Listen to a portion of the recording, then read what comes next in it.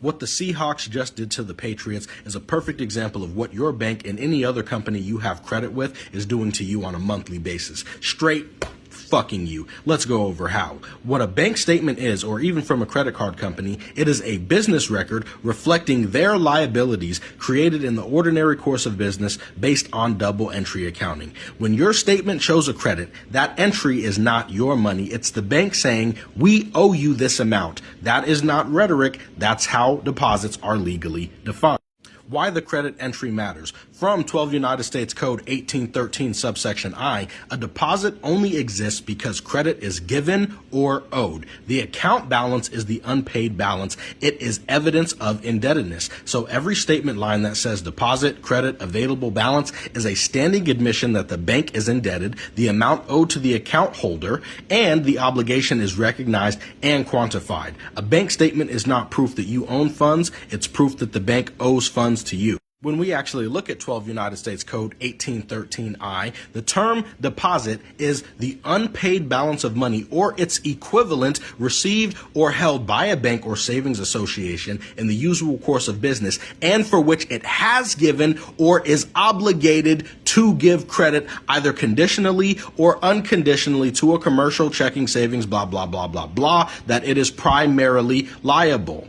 Provided that, this is the important part, without limiting the generality of the term money or its equivalent, any such account or instrument must be regarded as evidencing the receipt of the equivalent of money when credited or issued in exchange for checks, drafts, or for a promissory note upon which the person obtaining any such credit instrument is primarily or secondarily liable. What this statute basically says is that anything that is evidence that they must give credit can be considered a deposit or a receipt of the equivalent money. Now, we already know that according to UCC Article 3, tender is an offer of value sufficient to satisfy an obligation. Tender by an obligation or tender by an instrument discharges an obligation to the extent of the amount of the tender. Acceptance or refusal has consequences. If they reject your tender, there is discharge. Credit recognition equals acknowledgement of value. When a bank accepts an instrument, credits an account, reflects it on a statement, the tender is acknowledged. Even if later they argue it was provisional, subject to settlement, or pending, the credit itself proves that value was received, consideration was recognized, and an obligation was booked. Discharge does not require the bank to like the transaction. It requires value to be tendered, an obligation to be credited, and an amount applied. Once credit appears, the bank cannot deny receipt of value. Only timing or reversal is disputable, and reversal rights only exist because credit existed first. A chargeback proves the credit was real. No credit, no chargeback rights. So a lot of times they've given y'all provisional credits and then later tried to argue against it. And I told you, you let them do that. You let them play in your face when you let them reverse that, because who said they could? This is why if you know how to express your equity, it becomes unavoidable. Set off is the right to net mutual obligation. And here is the loop banks can't escape. The statement shows they owe you. Deposit equals liability. Whenever you make a charge on your credit card account, that's a goddamn deposit. It's a deposit.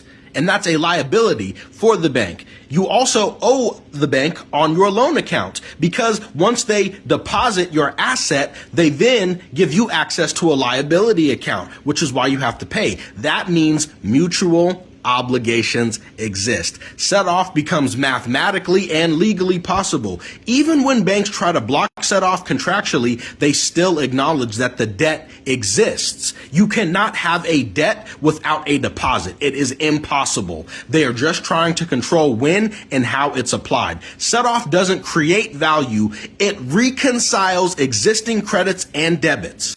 This is why I keep trying to tell you, you need the accounting, because it is double ledger. Where is the deposit? Where is the receipt of equivalent money? I told you guys to ask for it. The receipt of equivalent money. Now, let's get into where the 1099s come in on top of this. And let me break something down about 1099s. What a 1099, A-C-I-N-T-O-I-D, is telling the IRS is We treated this as income, debt cancellation, interest, or value.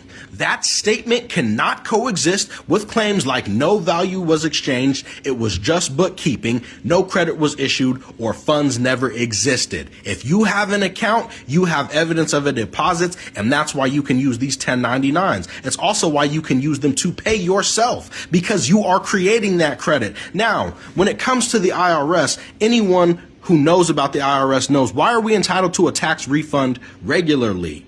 Because any dollar that we pay over, or any dollar that was paid accidentally, that was connected to non-taxable activities, for any reason, if they got your money and they didn't need it, you get a refund back on that for every dollar you pay in. So if you do a 1099 from yourself to yourself, then you do an OID representing that 1099A from yourself to yourself and donate all the withholding to the IRS, well then you've just created a credit, but that's neither here nor there.